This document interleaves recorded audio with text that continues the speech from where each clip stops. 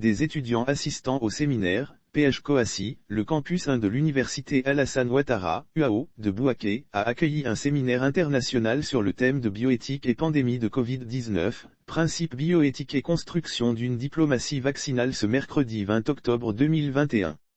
Depuis 2019, un phénomène mondial a vu le jour modifiant les habitudes et nécessitant une adaptation des conditions humaines de vie.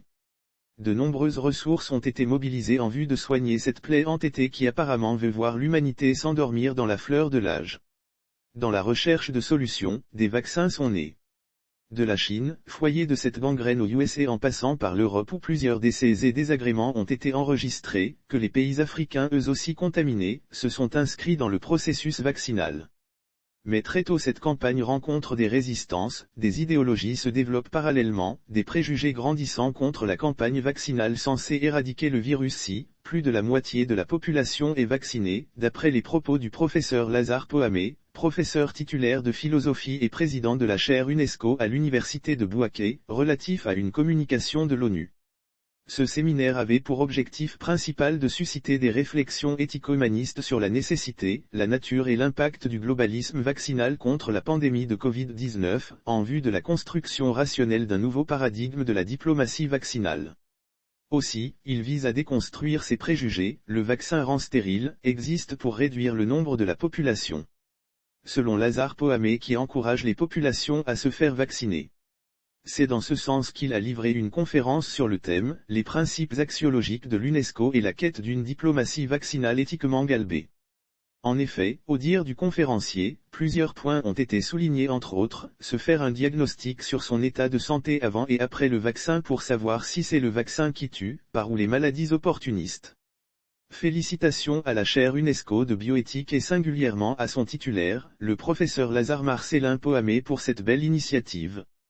L'intérêt du président de la République pour l'éthique, en effet, se manifeste à travers la mise en place du code de déontologie du gouvernement dont la finalité est d'ancrer les pratiques de bonne gouvernance dans la conduite des affaires de l'État. Par ailleurs, dans son projet de construction de l'Ivoirien nouveau, le chef de l'État ambitionne de placer l'éthique au cœur des choix, des décisions et des actions individuelles et collectives. Et, la chaire de bioéthique, nous le savons désormais, peut être une partenaire de qualité en ce domaine ainsi que pour bien d'autres défis à venir. Il est donc légitime que nous soyons heureux de l'existence de cette chaire de l'UNESCO sur le sol ivoirien, la première et seule chaire de bioéthique dans l'espace francophone.